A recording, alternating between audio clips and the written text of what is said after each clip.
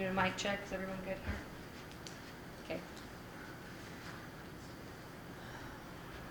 So my name is Jessica Clements. I'm the Public Information Officer for the Idaho Falls Police Department. I'm joined here today by Chief of Police Bryce Johnson. He will be conducting the majority of this press conference. I'll start with the beginning, okay? Early this morning, February 8th, 2021, an Idaho Falls police officer was involved in an officer-involved shooting. One person, an adult male, is deceased. No one else sustained any injuries in the incident. Before we share further information about the incident, Chief Johnson will share information about what happens from here regarding the investigation into the incident and what media and our community can expect moving forward. From there, we'll see if anyone has questions about the process, and then we'll move into the details of today's specific incident and what occurred, and we'll take further questions at the conclusion of the press conference. Chief Johnson.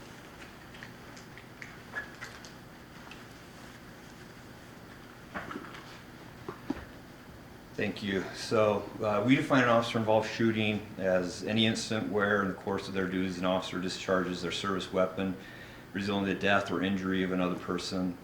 As a standard protocol for any officer-involved shooting, we immediately activate the Eastern Idaho Critical Incident Task Force, which responded to the scene to conduct the investigation.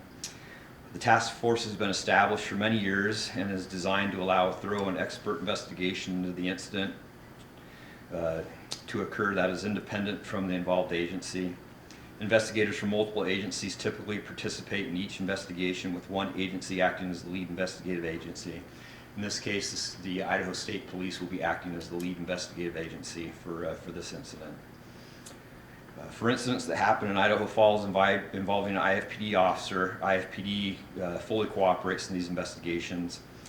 We normally don't participate in or conduct any part of the investigation. In this case, we did provide a Faro scanner, which is a 3D digital scanner.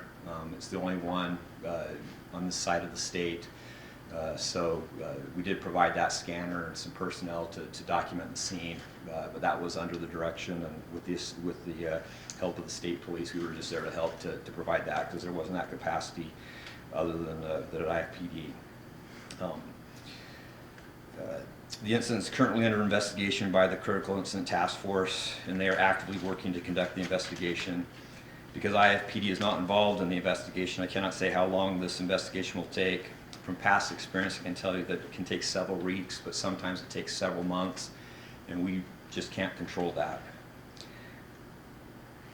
Once the investigation is completed, the case and results are sent to the Bonneville County prosecutor. The prosecutor will review the case and make a determination on whether the shooting was legally justified. This is the same process they follow in criminal cases that are brought to them by law enforcement. Separate from the prosecutor's process, IFPD also conducts an internal investigation of the incident once the Critical Incident Task Force investigation is complete. The purpose of the IFPD internal investigation is to ensure that all departmental policies and procedures were followed, and if the department standard for discharging a service weapon was met. As part of the IFPD internal process, the department will impanel a use of force review board, which is made up of department personnel and community members. We recently confirmed 2 civilian members of that use of force review board, so that panel would be impaneled to review all the information and documentation of the case. The board will review all the information with regards to the case. The board will then make a recommendation to me about whether the department policies were followed. The board may also make other recommendations regarding department training and policies. Ultimately, it's my decision, final decision, to address whether or not the shooting occurred within the bounds of IFPD policy, if the department had provided the correct training, and if any change or disciplinary actions are needed. Again, this is separate from any decision made through the prosecutorial review. The entire process, all phases combined, again, can take several weeks to several months. It's designed and intended to be very thorough and independent in each stage. It allows for multiple, diverse, but informed perspectives. It is typically at the conclusion of all phases that IFPD and possibly the prosecutor may consider, if appropriate, to release any reports or videos of the incident or make additional public statements about the findings of the 2 investigations and any subsequent actions. So that's the general process for how these are investigated. Are there any questions about process of what happens from now going forward? I'd be happy to take questions about process now. All right, so the Idaho Falls Department, we have some core values, and one of those core values is integrity. And we define integrity as being honest and truthful at all times. Kind of talk about the bright light of day tests, that all decisions have to be made knowing that there will be public scrutiny and that everyone will know what we do. And we take that core value very seriously at IFPD of integrity. Even if sometimes what we have to say can be difficult. And today, the truth that we have to share with you is difficult and quite tragic. Our intent in sharing information about the incident at this time is not to place blame or to necessarily explain what occurred. There are outstanding questions that we do not know the answers to.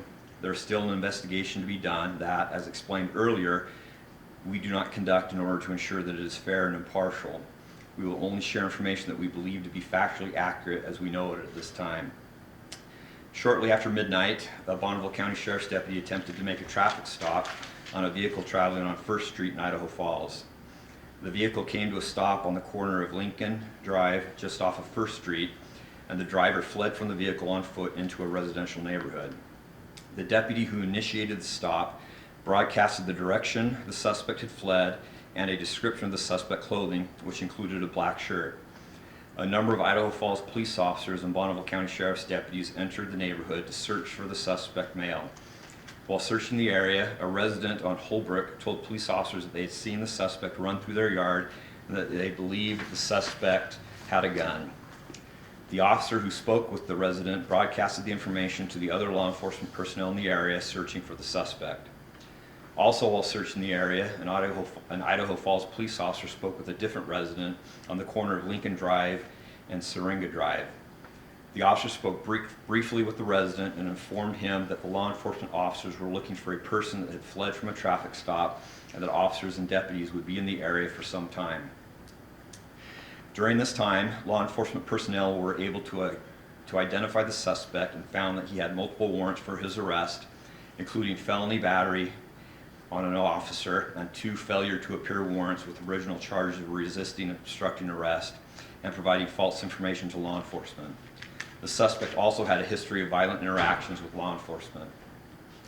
A passenger had been in the suspect vehicle at the time the traffic stop was initiated and remained in the vehicle to speak with law enforcement. The passenger showed law enforcement personnel a message they had received from the suspect, sharing his GPS location with the passenger. Law enforcement personnel utilized this GPS location to determine the location of the suspect, which showed him to be in the backyard of a residence on the corner of Lincoln Drive and Syringa Drive. Linden Drive and Syringa Drive. Officers and deputies surrounded the residence and backyard in order to prevent the suspect from fleeing. Due to the information that the suspect may be armed and a prior history of violence when interacting with police officers, law enforcement personnel entered the location with their service weapons drawn. Officers heard yelling and approached the backyard where they encountered a man wearing a black shirt armed with a firearm. Officers gave instructions for the man to drop the gun. We do not currently have the answers as to what exactly occurred during these moments. We do know that during this interaction, an Idaho Falls police officer discharged his service weapon, firing 1 shot which struck the man. Officers attempted life-saving measures, but they were unsuccessful. Emergency medical personnel from the Idaho Falls Fire Department also responded and were also unable to provide any life-saving aid to the man. Ultimately, officers and deputies determined that the man that had been shot was not the suspect male, but was actually the resident of the address. I just want to make it clear that the person that was shot was not a suspect of any crime and was not the suspect that had fled and was not the suspect we were looking for. It was the homeowner, the resident who was in the house that had been talked to earlier. He'd gone out into the backyard with that gun, and that's where the officers met him, in that backyard. Shortly after the shot was fired, a deputy in the area reported seeing a man running through the area. Officers and deputies tracked this man to a nearby residence where he was found hiding in a shed in the backyard of the residence. This man was positively identified as a suspect male who ran from the traffic stop and was taken into custody.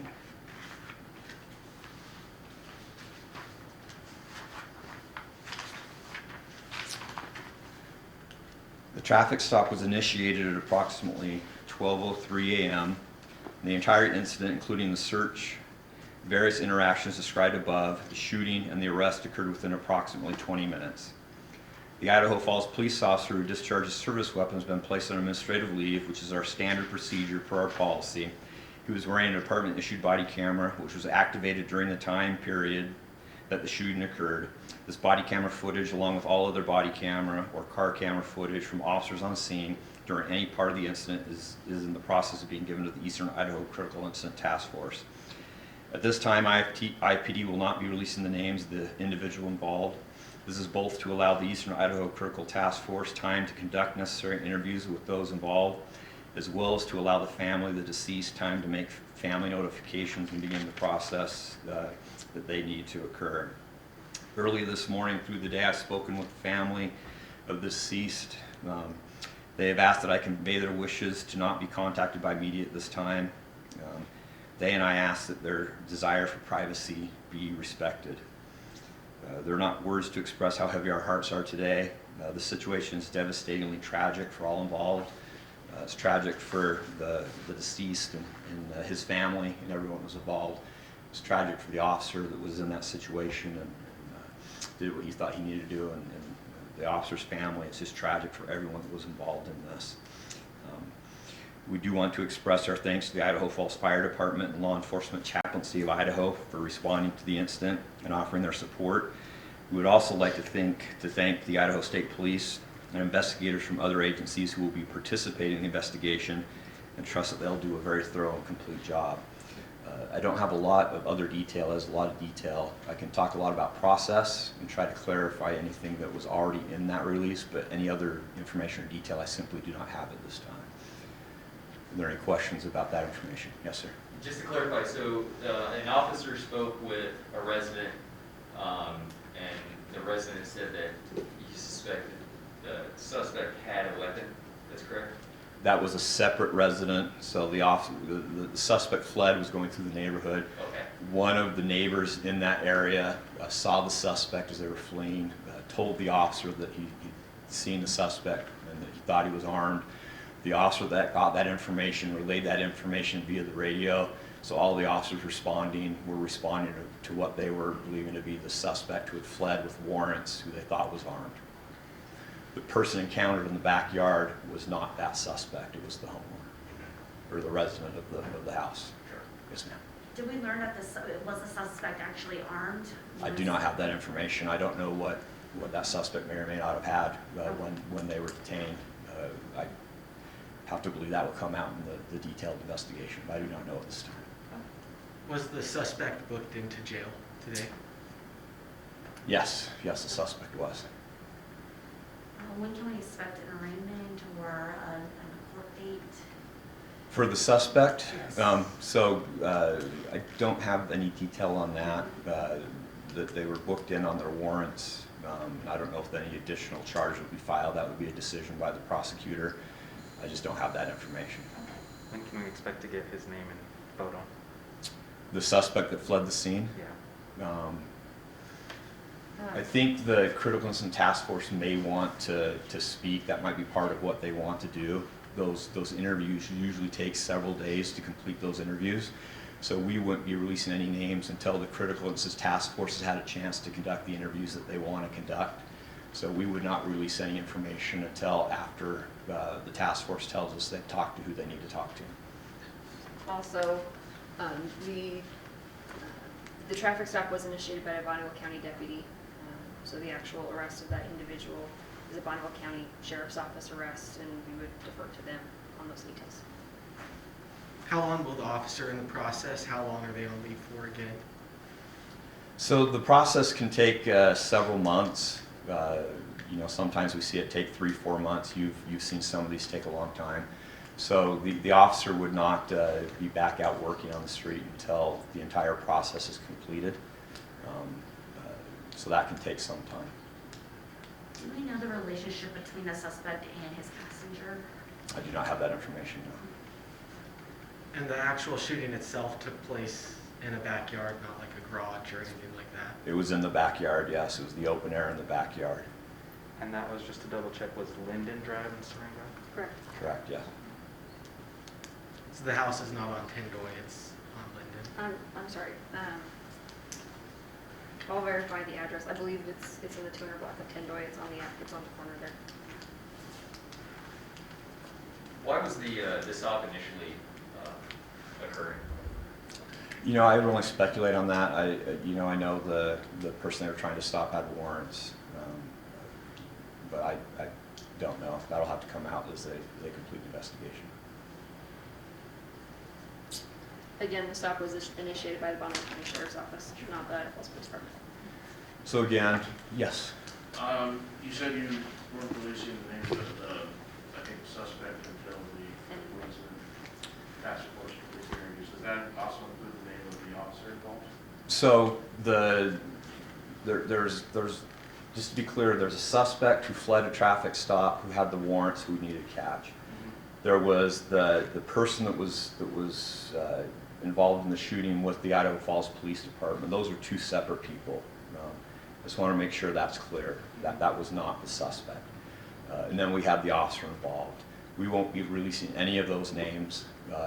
As far as the deceased, the person that passed away, again, the family has asked that that name not be released right now, and they've asked that their privacy be respected. So I don't intend to release that name. The officer will go through their interview sometime in the next several days, and we'll cross that bridge when we get to it. And we won't be releasing the suspect's information that fled the traffic stop. The Critical Incidents Task Force needs to do their investigation, and then we would either coordinate with the sheriff's office or work out a time in which that person would have their information released. That may come from the sheriff's office, or it may come from us, I don't know. Are you able to say how experienced the officer was that fired? I don't have any information on that at this time, no. I just wanted to reiterate that this is a tough day, a tragic day. The family, as you can imagine, is in our prayers and our heartfelt. I don't have words for it. Same thing with the officers involved. Sometimes everyone does what they think is right. Tragedies happen, so we would ask just a little patience for the investigation to be completed and all the details can come out. I appreciate the time. Thank you.